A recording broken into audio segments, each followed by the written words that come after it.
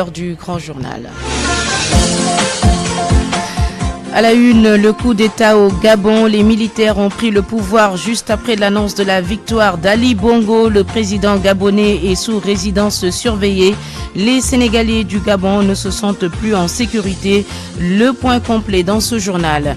Tentative d'émigration clandestine, la gendarmerie de Popenguine déjoue les plans d'une cinquantaine de jeunes candidats. Ils sont actuellement tous interpellés. La pluie et ses conséquences après Dakar et Touba, Kaolack et Kaffrine pataugent. Les uns réclament des canaux d'évacuation des eaux et les autres sollicitent de l'aide pour travailler normalement.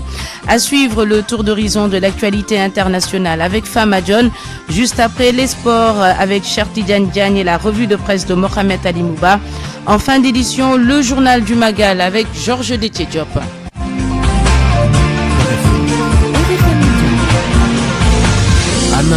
Bonjour à tous et d'abord le cri de détresse d'un père de famille qui vient de perdre sa fille de 8 ans suite à une négligence médicale. Valsée d'hôpitaux en hôpitaux, la jeune fille a fini par rendre l'âme. Son père a donc décidé de porter plainte contre le corps médical. On écoute Mbaye Dieng, interrogé tout à l'heure par Awa Mbaye. Le docteur, il ne voulait pas assister l'enfant. Même je l'ai supplié pour lui dire, regarde comme si c'était ta fille. Il a refusé catégoriquement. Ils disent que c'est le malade d'Albert Royer. Albert Royer, il dit qu'il faut qu'on l'amène à Neurosis. Finalement, le médecin d'Albert Royer, c'est lui qui a insisté sur lui pour qu'il même il n'a pas venu regarder l'enfant. Il a écrit une note pour lui dire qu'il faut l'amener là-bas pour qu'on fasse le scanner. Il n'a même pas regardé l'enfant. Elle était lente d'étouffer. On a attendu 2 heures de temps. Ouais, c'était un cas urgent. L'enfant, il était dans un coma. J'ai venu voir le docteur Souleymane Baldé. Il était parti chercher à manger. Il est venu avec sa manger. Il nous dit carrément, je ne peux pas le faire regarder. Je ne peux rien faire sur elle. Je suis occupé. Je vais aller regarder les autres malades. Moi, je lui dis que carrément, viens, tu es devant l'ambulance. Tu peux le regarder. Il a refusé. Moi, je vais lui porter plainte, parce que même moi, je lui dis carrément, il ne faut pas faire ça parce que c'est une personne qui est en danger. Elle est en La détresse de Mbaye Dieng qui vient de perdre donc sa fille de 8 ans suite à de la négligence médicale selon lui. Et reparlons de l'affaire des 3 adolescents, des élèves à la plage de l'hydrobase de Saint-Louis. Le 3e corps a été finalement retrouvé par les sapeurs-pompiers après d'intenses recherches. Une occasion saisie par le commandant de la 51e compagnie de secours de Saint-Louis pour appeler à la prudence sur les plages. Écoutons le capitaine Ousmane Lo avec Ousseynou Diop. À la date du 28 août, on nous a alerté pour des cas de noyés au niveau de l'hydrobase derrière l'hôtel La Saint-Louisienne. Arrivé sur les lieux, il y avait une équipe GREP qui était en surveillance à côté au niveau de la tente, appuyée par les maîtres nageurs de la mairie. Donc après plusieurs recherches jusqu'à tard la nuit, les victimes restent introuvables. Donc d'après les gens qui étaient sur place, il y avait 3 disparus. Donc le lendemain, le 28, on nous a alertés à 10h05 pour découverte de 2 corps sans vie derrière le chef de pêche de Saint-Louis. Donc il s'agissait des noyés qui étaient déclarés la veille. Le 29, à 7h41, on nous a déclaré la découverte du 3e corps sans vie. Maintenant, je profite de l'occasion pour un peu insister sur les limites parce que l'hydrobase, on ne peut pas tout surveiller le littoral, tout le long du littoral. Si vous le constatez, à chaque fois, si vous partez au niveau de l'hydrobase, que ce soit à Salsal, que ce soit au niveau de l'hydrobase, il y a des drapeaux qu'on met pour déterminer la limite gauche et la limite droite pour les baignades. Donc celui ou bien celle qui veut se baigner, il n'a qu'à se limiter sur les limites gauche et limites droite. Là, c'est sûr qu'il y aura des maîtres nageurs qui vont les surveiller. En cas de difficulté, ils vont intervenir rapidement. RFM, fréquente modulation 94.0, la radio en puissance. Midi 5 minutes, c'est la confusion ce matin au Gabon. Ali Bongo n'est plus aux commandes. Il a été renversé par sa garde républicaine. Sur place, on note des scènes de liesse. Les populations ont envahi les rues pour célébrer ce coup d'État. Un confrère sur place remarque toutefois qu'il est difficile pour les professionnels des médias publics de travailler en toute sécurité. Boubacar Dieng. Ali Bongo, chassé du pouvoir sans effusion de sang, Guifré, Ndongbia et Gabonais, le journaliste à Gabon Télévision décrit une situation calme au petit matin, même s'il lui est difficile de rejoindre son lieu de travail. Personnellement, je n'ai pas pu me déplacer pour me rendre à mon lieu de travail parce que, comme je vous le disais, il y a des populations qui ont pris d'assaut les rues, des artères principales, qui sont allées au contact des militaires pour, semble-t-il, nécessiter de la décision qu'ils ont prise. Donc, il est un peu difficile en ce moment de circuler, surtout pour les professionnels des médias publics, de circuler en toute liberté, mais le calme est là, personne n'est menacé. La situation au Gabon préoccupe également ces ressortissants qui sont loin du terroir. Je tiens particulièrement à rendre grâce à Dieu. Eric Kigele est Gabonais, il vit au Sénégal depuis 2018. En effet, si ça arrive aujourd'hui jusque-là, cela traduit que quand un peuple en vient à saluer un coup d'État, c'est que le bol est absolu. Néanmoins, il reste perplexe. Par ailleurs, je demeure partagé entre un sentiment de libération et une angoisse, celle de ne pas savoir ce qui va arriver dans les prochaines heures et les prochains jours, car nous craignons également une transition qui peut durer plus que nécessaire, voire mal se passer. Les putschistes ont placé Ali Bongo en résidence surveillée. Celui qui dirigeait le Gabon depuis 2009 est entouré de sa famille et au bon soin de ses médecins, selon le dernier communiqué des militaires. Boubacar Dia, un tour à l'ambassade du Sénégal à Dakar. Les lieux sont déserts et l'ambassadeur absent au passage de notre reporter. Une forte présence policière cependant est notée sur les lieux, nous dit Babacar Junior Fall. Il est presque 10h30 devant l'ambassade du Gabon à Dakar. Sur place, un impressionnant dispositif sécuritaire. Une vingtaine de policiers bien armés sont visibles. Les lieux sont quadrillés avec des barricades. Interpellés par des policiers sur les raisons de notre présence, après quelques minutes d'échange, le vigile de l'ambassade du Gabon nous présente au chef de sécurité de l'ambassade, le colonel Layouba. Il nous fait savoir que l'ambassadeur est absent des lieux au moment de notre passage. Le colonel précise qu'il n'est pas habilité à parler à la presse. Au moment où je vous parle, la situation est au calme. On attend de voir d'abord l'évolution de la situation au Gabon, poursuit-il. Le coup d'État en cours au Gabon vient après l'annonce des résultats, déclarant Ali Bongo Ondimba vainqueur, alors qu'il briguait un troisième mandat après 14 ans au pouvoir. Les Sénégalais vivant au Gabon suivent de très près l'évolution donc de la situation avec les autorités consulaires sur place.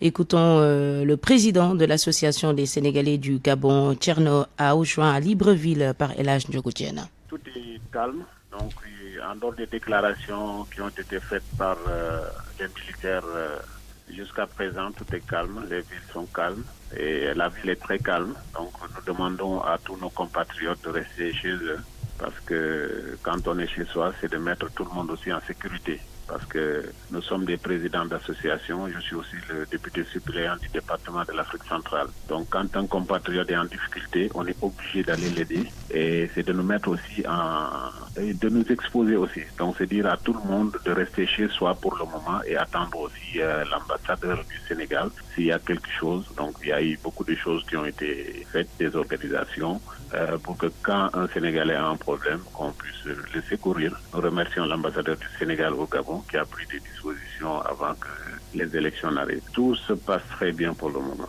Jusqu'à présent, RAS, rien à signaler. Et la ville est calme et nous attendons. Nous sommes suspendus seulement aux informations, donc nous attendons pour le moment. Quand on s'expose, on expose d'autres personnes. Nous conseillons aux Sénégalais de rester chez eux. C'est le plus important. C'est le conseil qui a été donné par l'ambassadeur du Sénégal. Donc nous insistons pour que tous ces Sénégalais qui résident au Gabon de suivre les consignes de l'ambassadeur. Toujours au sujet du coup de force au Gabon, focus à présent sur la junte. Qui sont ces hommes qui ont renversé Ali Bongo, Mohamed Ali Moubarak? Eh bien, alors on en sait davantage sur ces hommes qui ont mené ce coup d'État intervenu à 4 heures du matin, heure de Dakar, 5 heures, heure de Libreville, la capitale du Gabon, soit 1 heure seulement après l'annonce de la victoire du président sortant sortant à la dernière présidentielle avec plus de 64% des suffrages. L'homme qui a mené ces opérations s'appelle Brice Nguema. Le général Brice Nguema est le chef de la garde républicaine, la garde prétorienne du président Déchi Ali Bongo. Les puissants bérets verts, c'est un homme du sérail, de la même ethnie que le président. C'est un téké dans l'antichambre du pouvoir des Bongo, de père en fils. Et pour cause, Anna Rocha, du temps de Bongo père, il jouait le rôle d'aide de camp de ce dernier. L'homme est resté aux côtés d'Oumar Bongo jusqu'à sa mort en 2009. Avec l'arrivée du fils Ali Bongo, le général Brice Nguema s'éloigne du cercle du nouveau pouvoir. Envoyé comme attaché militaire à l'ambassade du Gabon au Sénégal, c'est en 2018 qu'il revient en force dans le premier cercle du président gabonais, nommé au commandant de la garde républicaine. Il faut dire que c'est l'unité la mieux armée, la mieux organisée, la mieux traitée même de tous les corps habillés au Gabon. C'est ce qui expliquerait d'ailleurs la facilité avec laquelle le coup d'État s'est déroulé sans coup de feu, sans effusion de sang. L'homme a réussi à rallier à sa cause apparemment tous les autres corps, notamment les bérets rouges, la police et la gendarmerie. Cette fois, il semble que les choses ont été mieux préparées qu'en 2018. Souvenez-vous, il y a 5 ans, et alors qu'Ali Bongo venait de subir une attaque vasculaire cérébrale, une poignée de jeunes officiers a voulu profiter de cette situation de crise pour tenter de prendre le pouvoir par la force, tentative vite étouffée, souvenez-vous, dans l'œuf l'officier en prison jusque-là. Le nouvel homme fort du pays, Brice Oligui Nguema, nous l'avons dit, a été porté en triomphe même ce matin par des centaines de militaires quelques heures seulement après le coup de force au cri de Oligui président dans des images retransmises par la télévision d'État. Cette vidéo passée, apparemment, vous l'avez vu, en boucle à la fin d'un communiqué lu par un colonel entouré d'officiers de la garde républicaine. Ce colonel, Anna Rocha, porte-parole de la junte, est un ancien enfant de troupe formé au Prytanée militaire du Sénégal, bien sûr, qu'il a participé d'ailleurs aux festivités marquant les 100 ans de l'institution il y a juste quelques mois, puisque c'était en février dernier. Mohamed Ali Mouba en direct du studio Ndeye Awambay. Il est midi 13 minutes à Dakar, 13h13 à Libreville. RFM, l'info, c'est ici. L'info, c'est ici. Une cinquantaine de candidats à l'immigration irrégulière interpellés à Popenguine. Leur plan de rallier l'Europe a été vite déjoué par la gendarmerie il y a à peine 48 heures. Le maire de la commune dénonce et appelle les jeunes à la raison. Ndeymati Diang. Ils sont venus de différentes localités, selon le maire de la commune de Popenguine qui confirme l'information. Mamadou Massour Tchandoum. Entre Popenguine et Guéro, les éléments de la gendarmerie de Mbou et de Popenguine les ont interpellés. Donc effectivement, il faisait un nombre d'une cinquantaine. Le reste maintenant, ça va suivre son cours avec la gendarmerie et la justice. Bon, par rapport aux sanctions, je pense que ce qui doit être sanctionné, c'est surtout les gens qui les embarquent dans le pirogue. Et pourtant, ce n'est pas la première fois, ajoute-t-il. Juin dernier, les éléments de la gendarmerie avaient déjoué les plans d'un groupe. Au mois de juillet, il y avait une période qui s'apprêtait aussi à partir. On les a interpellés du côté de Ndéane. Parce qu'ils pensaient que là aussi c'est calme, ils peuvent embarquer. Malheureusement pour eux, ils ont été interceptés. Certains tentent de justifier ce phénomène par la rareté du poisson, un argument qui ne tient pas selon Mamadou Massour Tchandoum. Non, la raréfaction du poisson, c'est vrai. Bon, c'est des alibis que les gens prennent, mais moi je sais qu'actuellement en Ndéane, la plupart des jeunes qui étaient à Joar, qui étaient à Guiffer, maintenant ils restent pendant toute l'année en Ndéane. Ils se rendent compte qu'ils doivent gagner leur vie, ils sont dans le village. Donc quelquefois il y a des manques, quoi. Oui, mais c'est toujours comme ça, surtout pendant l'hivernage. Des activités qui visent à décourager les candidats à l'immigration irrégulière sont en train d'être déroulées dans la commune de Popenguine Ndayane. À présent, la pluie et ses conséquences, le quartier Saranimzat est actuellement inondé par les eaux de pluie. Les résidents vivent dans des conditions difficiles. Ils fustigent le manque d'attention des autorités locales de Kaolack et demandent l'installation de canaux d'évacuation des eaux. À Kaolack, nous retrouvons Fatoumbo. Les résidents du quartier Saranimzat ne restent pas les bras croisés. Les eaux pluviales pénètrent dans leurs habitations, perturbant ainsi leur tranquillité quotidienne. Vous voyez l'eau dans nos chambres et nous ne pouvons rien y faire. C'est vraiment difficile. Nous vivons le calvaire. Vous voyez, mes filles et moi essaient d'évacuer ces eaux, ce qui est d'ailleurs notre préoccupation au quotidien. Il dénonce le silence des autorités, en particulier celui de la municipalité, concernant cette problématique qu'il endure depuis des années. Mamour Dem, un habitant du quartier. Nous n'avons vu personne pour nous aider. On dirait qu'on n'a pas de maire dans cette localité. Nogay Ndiaye, quant à elle, redoute particulièrement les maladies liées à l'eau, surtout pendant cette période de hivernage. Cette mère de famille exprime son mécontentement et lance un appel. On fait de notre mieux en désinfectant ces eaux usées et ces eaux pluviales pour que les enfants ne tombent pas malades. Selon leur témoignage, les habitants de Sara Nimzat demandent que leur quartier soit effacé de la carte de la région. Leur seule requête est la mise en place de systèmes de canalisation pour pouvoir évacuer ces eaux pluviales.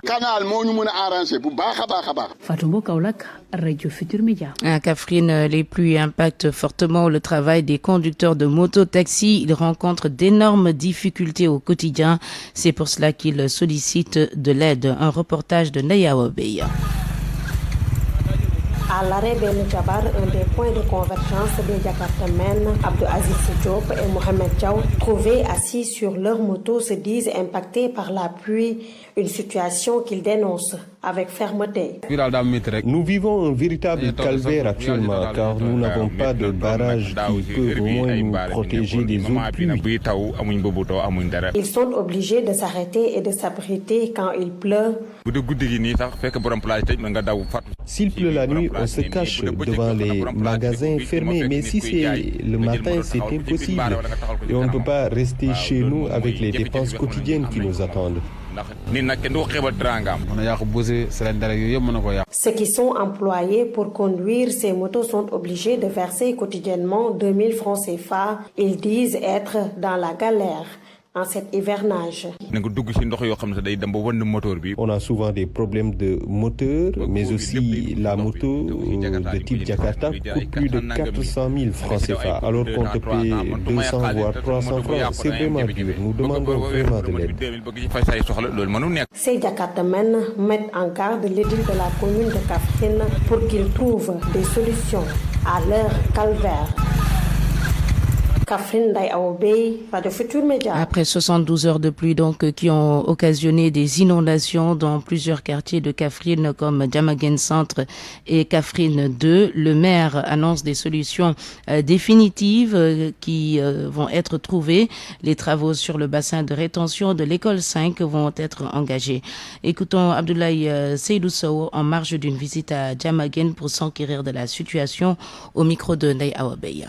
La situation que nous avons constatée avec le gouverneur, avec le préfet, avec les autorités municipales à Jamagen Centre et à Kaffrine 2, la situation est difficile. Et je suis venu en tant que premier magistrat de la ville partager avec les populations et nous avons la charge et le devoir d'apporter des solutions définitives. En attendant, c'est d'être à côté des populations, leur apporter le soutien et l'appui de la mairie, mais aussi voir dans la mesure du possible avec les autorités déconcentrées que sont le gouverneur et le préfet, comment trouver des solutions rapides et urgentes qui nous permettront d'oublier définitivement la question des inondations à Kaffrine. C'est vrai qu'il y a certains chantiers qui n'ont pas pu achever et nous avons reçu l'assurance du ministre Mbaïtiam et du collègue Issa Diop que des solutions définitives seront trouvées. Dans tous les cas, nous verrons que la solution passera par l'école 5 qui doit être transformée en bassin de rétention. Nous étions engagés auprès du ministre de l'eau à trouver un local et j'ai dit tout de suite à M. le préfet de nous aider à trouver la superficie nécessaire pour au moins déplacer l'école 5 à partir de l'année prochaine. Et là, le ministère de l'eau va engager les travaux sur le bassin de rétention. Pour Kaffrine 2 aussi,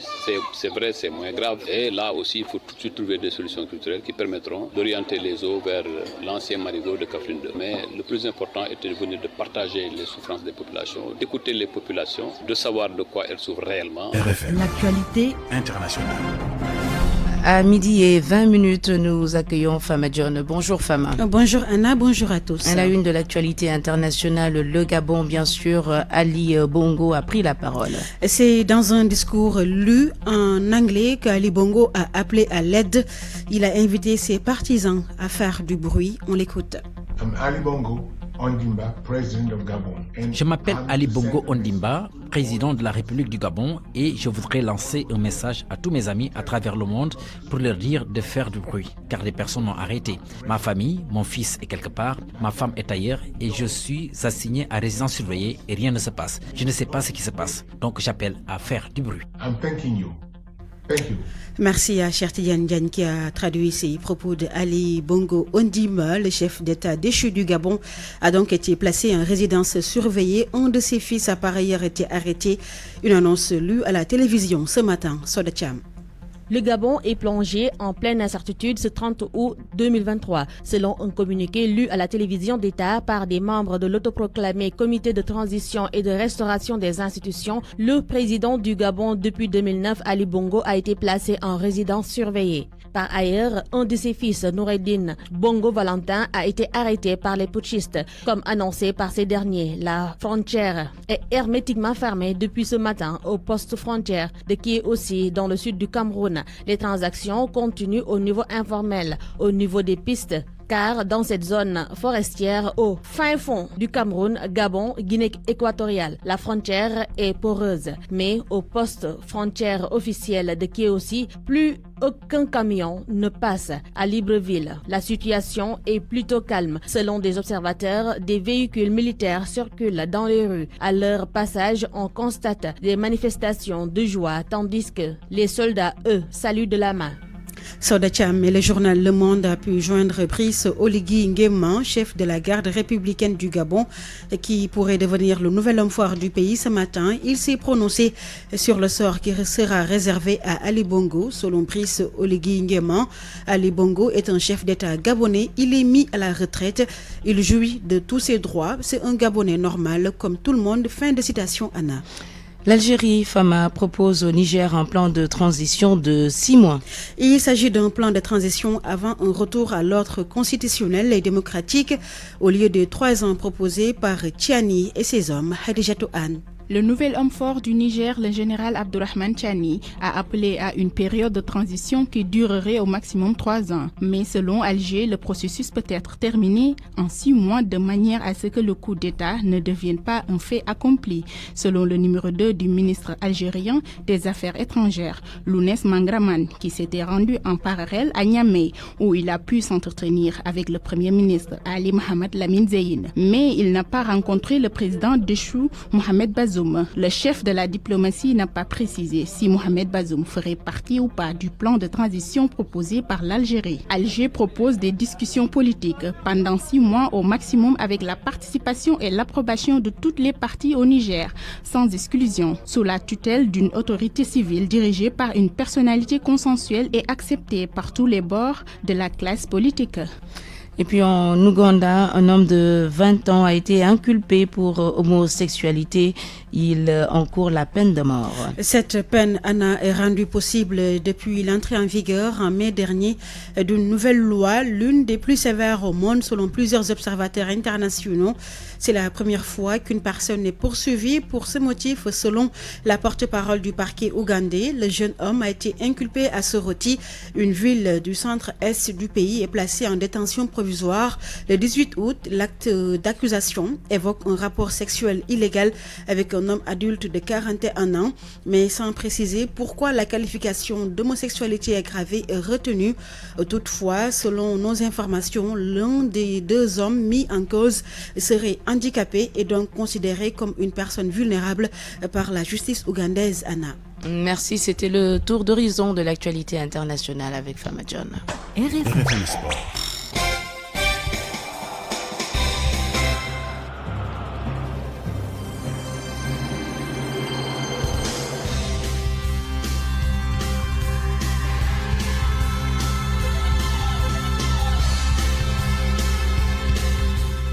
Les sports avec Cher Tidiane Diagne. Bonjour Cher. Bonjour à vous, Anna Rocha, et bonjour à tous. Après une petite polémique, le Sénégal se déplace bien au Rwanda lors de la dernière journée des éliminatoires à la CAN. Oui, c'est pour affronter donc l'équipe rwandaise. A précisé, Anna, que le Sénégal est déjà qualifié à la prochaine Coupe d'Afrique des Nations, tout au contraire du Rwanda, éliminé de la course pour la Côte d'Ivoire.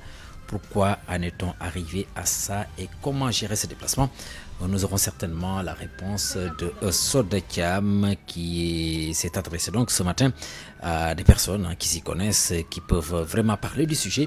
Et là-dessus, si l'élément est en place à Blaye, on peut déjà écouter Sodekam. Voilà. L'élément n'est pas en place. Et puis on passe à autre chose, le temps de revenir. On va au Mali, cher. Mamadou Touré a été reconduit à la tête de la Fédération malienne de football. Oui, et là-dessus, nous allons écouter Abdoulaye Aliou Touré. Abdoulaye Aliou Touré, lui, c'est le président de la commission électorale indépendante. Pour rappel donc, Mamadou Touré, candidat à sa propre succession, plus connu sous le nom de Bavier, est reconduit avec 61 voix pour 0,1% contre une abstention, soit 96,82% pour les 4 années à venir à la tête de la Fédération malienne de football.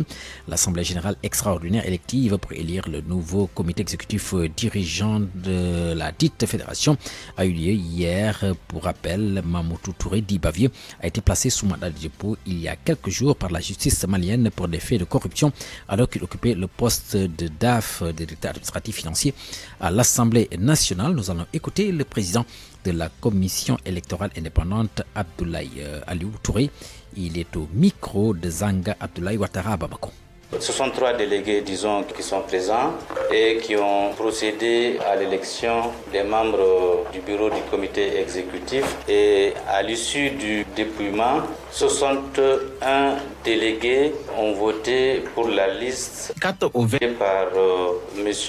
Mamadou Touré. Il y a eu un vote contre, une voix contre la liste de M. Touré et une abstention, ce qui fait environ 96,82% des voix exprimées pour la liste menée par M. Mamadou Touré. Et en application des dispositions du Code électoral, notamment en ses articles F4, la commission électorale déclare officiellement la liste Mamadou Touré élu pour les 4 prochaines années à la tête de la Fédération malienne de football. Et puis retour pour ce retour à ce match retour des éliminatoires de la CAN 2023. Il s'agit bien entendu de football. Le Sénégal a décidé de déplacer son équipe à prime pour affronter le Rwanda chez lui. A précisé que le Sénégal est déjà qualifié à la CAN, tout au contraire du Rwanda éliminé de la course par la Côte d'Ivoire. Pourquoi en est-on arrivé à ça et comment gérer ce déplacement? Le Sénégal s'engage finalement à rallier le Rwanda pour la 6e et dernière journée des éliminatoires de la CAN 2025. Mais une sélection à prime dirigée par le sélectionneur de l'équipe locale Pape Thiaw et le sélectionneur des U20 Malik Daf va jouer cette rencontre. Le journaliste sportif Demba Varor trouve que ce n'est pas la meilleure idée. On aurait pu s'arranger à ce que le Sénégal puisse avoir une de ses meilleures équipes là-bas. Ce qui m'interpelle le plus, c'est que justement si cette situation arrive, c'est parce que l'Afrique ne maîtrise pas encore son calendrier. Et c'est très déplorable pour le Sénégal et pour le football africain. Le technicien Cheikh Sidiba partage cet avis et pense que cela peut détériorer les relations entre les deux fédérations. Les Rwandais peuvent voir que peut-être le Sénégal donne plus de respect à l'Algérie qu'au Rwanda. L'Algérie, c'est un match amical et là-bas c'est un match officiel. Ça aurait été plus gentleman de déplacer l'équipe A au Rwanda et essayer de voir comment s'organiser pour le match contre l'Algérie. C'est une erreur de déplacer l'équipe A' à Kigali. Ça peut gâter même les relations entre les deux fédérations et j'espère qu'on n'en arrivera pas là. Alors, quelle doit être l'ossature de cette équipe A'? Tentative de réponse avec Demba Varor. Aliou Cissé en 2014 jouait un match préparatoire contre la Colombie avec une équipe A' où on avait les Moussa Konaté, les Ndoye. Je pense qu'on peut choisir presque tous les joueurs qui sont dans l'antichambre de la sélection A, que ça soit des U23, que ça soit des joueurs locaux ou que ça soit des U20 qui se sont vraiment distingués lors des dernières compétitions de nos sélections nationales. En attendant d'avoir la liste des joueurs devant prendre part à cette rencontre, la Fédération sénégalaise de football annonce que l'équipe A' quitte Dakar pour le Rwanda le 6 septembre pour jouer le 9. Merci à vous, Sodekam. C'est à présent fini cette page d'Espoir en Rocha. Merci beaucoup, cher Tidiane Diagne. Electronic Corp, avec sa marque Enduro, l'endurance de la qualité, vous offre votre revue de presse. La revue de presse de Mohamed Ali Mouba. Bonjour. À la une, le spectre des inondations à Touba. Touba Mbaké, tout au titre l'Observateur. La cité religieuse célèbre l'événement dans les eaux. Mon confrère note que les eaux pluviales ont fini d'inonder la ville sainte et cette situation risque de ne pas faciliter le bon déroulement de ce grand événement. Fatou Niang, une habitante de la ville sainte, crie sa détresse. Elle dit: nous sommes submergés, envahis par les eaux. Par l'ombre d'une seule autorité, nous avons fini de sonner la mobilisation pour aller rencontrer le khalife général des Mourides. Qu'est-ce qui s'est passé pour en arriver là? L'info parle de manquement. Serigne Ousmane Mbaké, le coordonnateur du comité d'organisation du 18e Safar, déplore le retard dans les travaux engagés pour juguler le phénomène des inondations. Dans le même journal, Serigne Bass Abdou Khadre, le porte-parole du khalife général des Mourides, invite par conséquent le ministre de l'Intérieur, son hôte, à mettre, je cite, les bouchées doubles. Réponse d'Antoine Diome dans Vox Populi: 92% des engagements pris par l'État du Sénégal ont été respectés et il promet toutefois d'engager les gros moyens pour éviter les pénuries d'eau constatées sur place chaque année. Mais le quotidien constate, quoi qu'il en soit, que le gouvernement du Sénégal, ou plus exactement l'État, est aux aguets pour un beau magal et pour les préparatifs de ce grand événement religieux. L'État s'est installé même dans la ville sainte. Le confrère note que c'est le balai des autorités étatiques. Il y a la sécurité routière, le problème de la disponibilité de l'eau potable, les risques d'inondation. Tout est étudié sur place et le président Sall est attendu demain dans le cadre de la visite annuelle pré-Magal. L'Observateur a profité de ce grand Magal pour s'entretenir avec le gouverneur de Thiès, alerte d'Alioune Badara Mbengue qui demande un renforcement de la sécurité sur place et durant d'ailleurs les événements qui drainent du monde, genre Magal ou Gamou. En politique, le Magal et les politiques, justement, le chassé-croisé a commencé. Serigne Mountakha Mbacké a reçu hier Khalifa Sall et Barthélémy Diaz. Khalifa pour un Sénégal qui transcende les difficultés, les dissensions et les divergences et non sexuellement. Le journal Enquête, Serigne Mountakha Mbacké s'est adressé à Khalifa Sall en ces termes selon le journal: votre attitude nous rassure, a dit le saint homme, d'autant plus que vous ne cessez d'œuvrer pour la paix, la quiétude et le bien. Le journal Enquête parle de louange du Khalifa. Pendant ce temps, c'est la guéguerre Pastef proche. Entendez président Ousmane Sonko, jeu de mots autour de l'acronyme. Le quotidien note que El Malik Ndiaye, monsieur communication d'ex-Pastef Ayib Daffé, rejette la proposition de Diallo Diop. Sonko est notre unique candidat, disent-ils, pas de plan B. Serigne Habib Sy Dabakh demande à Ousmane Sonko de mettre par ailleurs fin à sa diète. À la une du journal Rewmi Quotidien, après maître Juan Branco et Saïd Larifou, le F24 vilipende Macky Sall à l'ONU. Selon le journal Rewmi, Macky donc va devoir faire attention de ce côté-là. Une délégation de la plateforme a été reçue hier au bureau régional du Haut Commissariat des Nations Unies aux droits de l'homme. Dans le journal Source A, ce tragique destin d'un commerçant qui voulait rejoindre les États-Unis via le Nicaragua.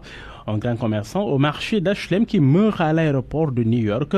Tragique émigration, titre le confrère. Mon confrère note qu'il a rendu l'âme donc dimanche dernier dès qu'il est descendu de l'avion à l'aéroport international John Fitzgerald Kennedy de New York après une longue traversée tenancière d'un magasin de Getzner au marché HLM. La victime était mariée. Le Soleil fait focus sur l'ancienne école normale William Ponty, souvenir d'un passé glorieux. Le journal, à sa page 11 et 14, fait focus sur cette ancienne école, créée en 1903, ce qui fut d'abord l'école normale des instituteurs de Saint-Louis, puis rebaptisée école normale William Ponty. Après sa délocalisation à Gorée en 1913, gagnera ses lettres de noblesse lorsqu'elle a été transférée à Sébikotane en 1937. Le confrère pointe des souvenirs émus du passé glorieux de Ponty. On termine par du sport. À la une du journaliste de quotidien Saudi Pro League, encore buteur contre Al Nassr. Sadio Mané brille aux côtés de l'insatiable Ronaldo, énonce textuellement le journal. Dans le journal Record, transfert au Qatar et concurrence en sélection. Abdou Diallo menacé par Niakhaté. Le confrère nous dit que le Qatar a ouvert les bras à Abdou Diallo au moment où ce dernier s'ennuie dans le loft du Paris Saint-Germain. Eh bien, le défenseur international sénégalais a signé donc à Al Arabi SC et il bénéficiera là d'un temps de jeu conséquent qui pourrait lui permettre de faire face à la forte concurrence dans l'axe de l'équipe nationale du Sénégal. Dans Sunu Lamb, Modlo Amabalde, Tafatine Emerson, méga face-to-face prévu en septembre. Ce sera donc le 9 de ce mois. Bonne lecture à tous. Electronic Corp, avec sa marque Enduro, l'endurance de la qualité, vous a offert votre revue de presse. Midi 35, c'est la fin de cette grande édition d'information. Merci à Abdoulaye Diop à la partie technique digitale, Yacine Pouy, réalisation et la jeune Diogoudien, chef d'édition Awambay. Merci à toute l'équipe, merci à vous surtout de votre fidélité.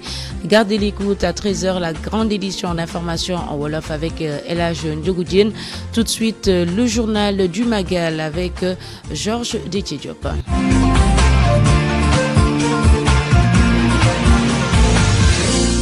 Bonjour et bienvenue dans ce 3e numéro du journal du Grand Magal.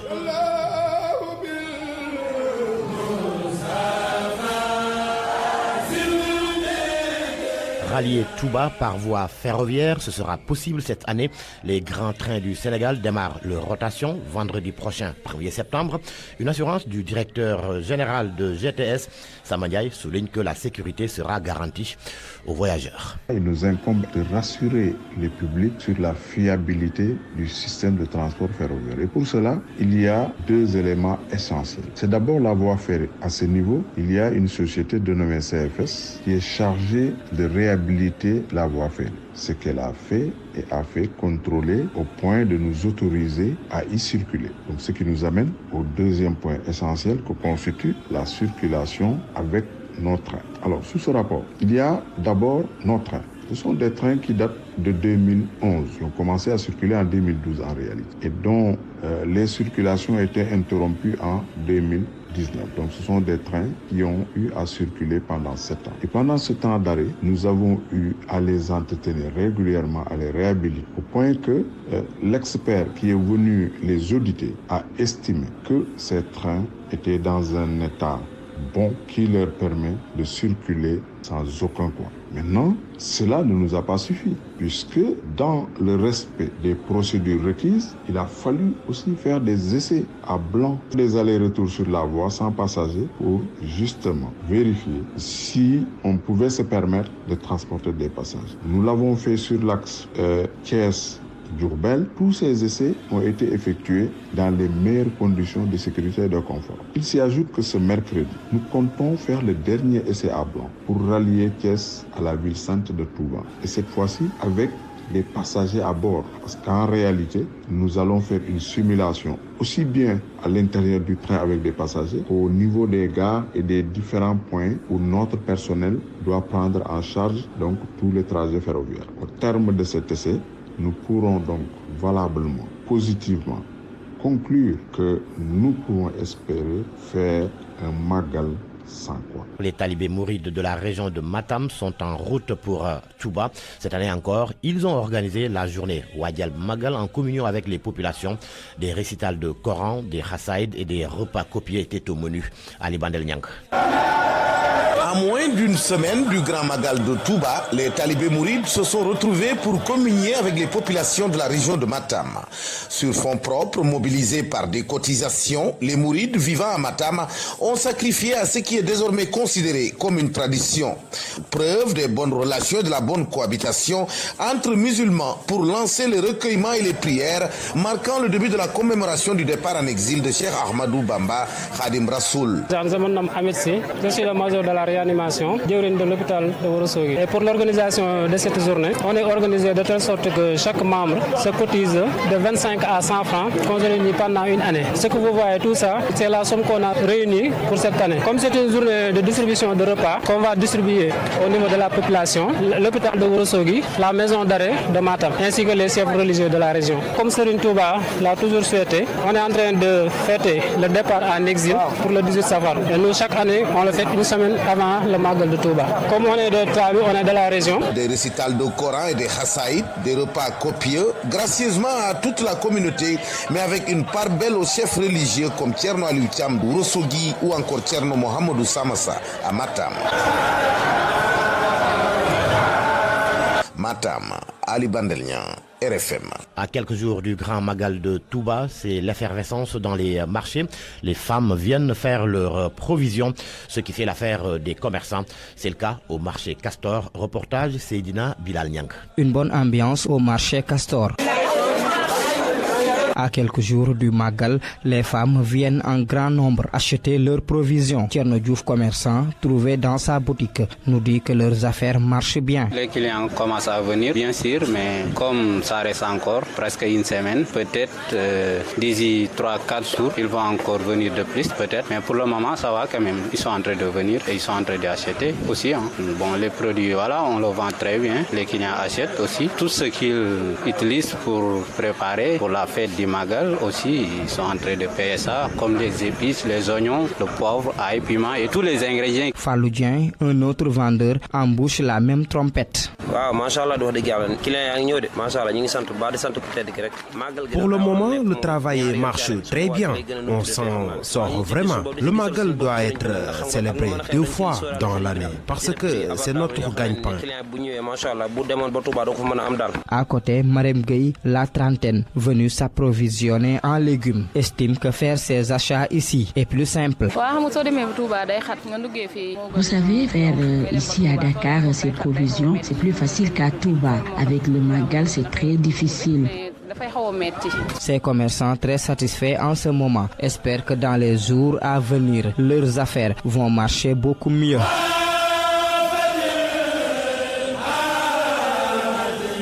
Suivez le journal du Grand Magal. Les femmes et jeunes filles poseurs de faux cils et faux ongles sont prévenues. Ces artifices sont interdits à Touba. Interdiction qui n'arrange pas ceux qui travaillent dans ce secteur. Leur chiffre d'affaires a drastiquement baissé. Omar Mou s'est rendu au marché HLM. Cette tente est spécialement conçue pour les poses de faux ongles et faux cils. Sous ces lieux, de longs bancs en bois où sont assis les clientes.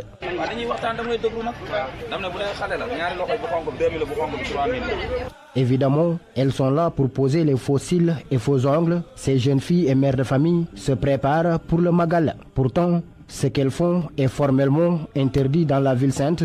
Non, moi je le fais juste pour la forme. Et pour dire vrai, j'ai entendu dire que ce sont des choses interdites dans la cité religieuse. Pourtant, moi je ne pose pas d'ongles ni de cils. Et ça handicape le travail, témoigne ce poseur de faux ongles et faux cils. Ça a drastiquement baissé. À pareille heure l'année dernière, la tente était bondée de monde. L'homme se dit Baïfal, son accoutrement, ses dreadlocks et sa barbe en disent long.